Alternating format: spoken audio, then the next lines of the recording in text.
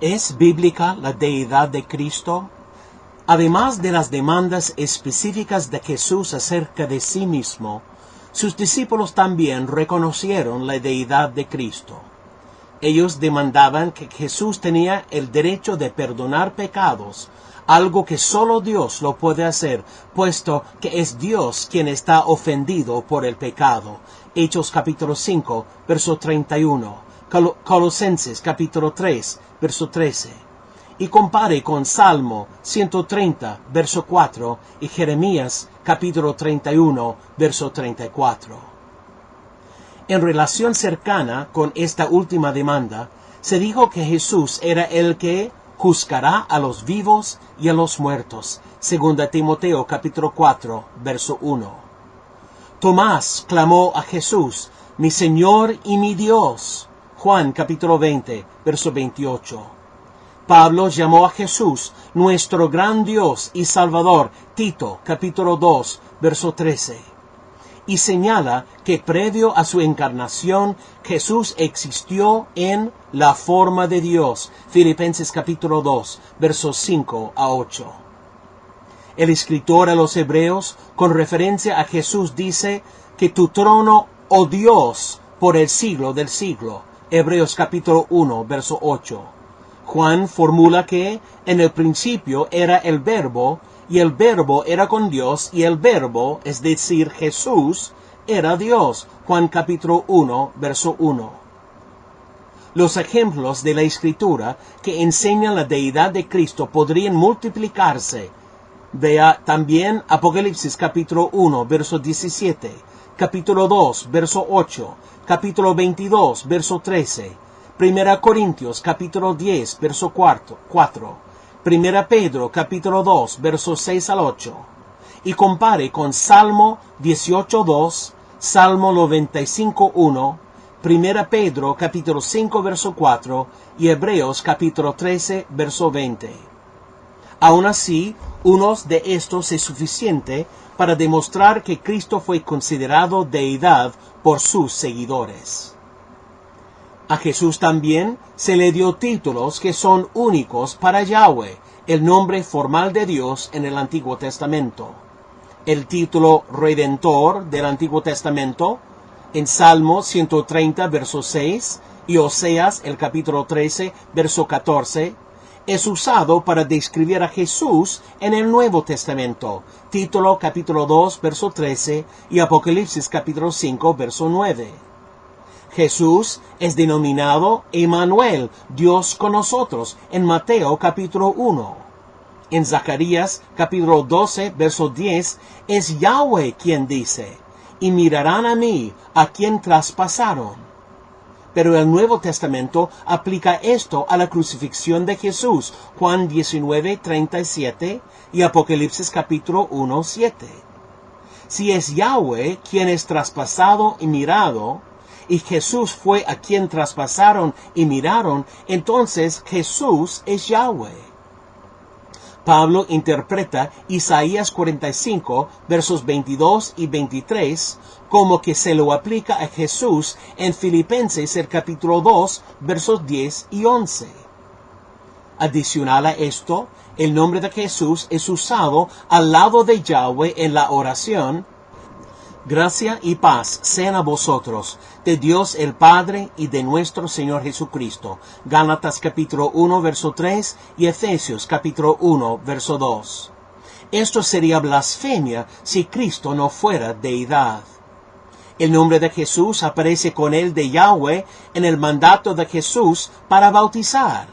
En el nombre, y note que es singular, el nombre del Padre y del Hijo y del Espíritu Santo.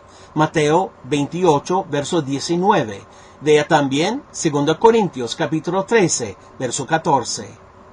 En Apocalipsis, Juan dice que toda la creación alaba a Cristo, el Cordero. De este modo, Jesús no es parte de la creación. Capítulo 5, verso 13. Las acciones que pueden ser llevadas a cabo solamente por Dios son atribuidas a Jesús. Jesús no solamente se levantó de la muerte, Juan 5, verso 21, y capítulo 11, versos 38 a 44. y perdonó pecados, Hechos 5:31 y 13:38. Él creó y sustenta el universo, Juan 1:3 y Colosenses 1:16 y 17. Este aspecto se hace aún más convincente cuando uno considera que Yahweh dijo que estaba solo durante la creación, Isaías 44:24. Además, Cristo posee atributos que solo la deidad puede tener. Eternidad, Juan 8:58. Omnipresencia, Mateo 18:20. Omnipresencia, Mateo 16, verso 21. Omnipotencia, Juan, capítulo 11, versos 38 a 44. Ahora, una cosa es demandar ser Dios o engañar a alguien a creer que es verdad, y algo muy diferente, probar que es así. Cristo ofreció muchos milagros como prueba de su demanda de la deidad y aún se levantó de la muerte. Unos pocos de los milagros de Cristo incluyen convertir el agua en vino, Juan 2:7. Caminar en el agua, Mateo 14:25. Multiplicar objetos físicos, Juan 6:11. Sanar al ciego, Juan 9:7. Al cojo, Marcos 2, verso 3. Y a los enfermos, Mateo 9:35. Marcos 1, versos 40 a 42. Y aún levantar de la muerte a la gente. Juan 11, versos 43 y 44, Lucas 7, versos 11 a 15 y Marcos 5, verso 35. Es más, Cristo mismo se levantó de la muerte. Lejos de los denominados dioses de la mitología pagana que mueren y se levantan, nada es seriamente demandada por otras religiones como lo es la resurrección. Y ninguna otra demanda tiene tanta confirmación bíblica. De acuerdo con el Dr. Gary Habermas, hay por lo menos 12 hechos históricos que aún los estudiosos críticos no cristianos lo admiten. Número 1. Jesús murió por la crucifixión. 2. Él fue sepultado. 3. Su muerte causó que los discípulos desesperen y pierdan esperanza. 4. Se descubrió, o se demandó que se descubrió, que la tumba de Jesús estaba vacía pocos días más tarde. 5. Los discípulos creyeron que experimentaron apariciones de Jesús resucitado. 6. Luego de esto, los discípulos fueron transformados de escépticos a creyentes valientes. 7. Este mensaje fue el centro de la predicación en la iglesia de la antigüedad. 8. Este mensaje fue predicado en Jerusalén. 9. Como resultado de esta predicación, nació y creció la iglesia. 10. El domingo, día de la resurrección, reemplazó al día de reposo, sábado, como el día principal de adoración. 11. Santiago, un escéptico, fue convertido cuando él también creyó que vio a Jesús resucitado. 12.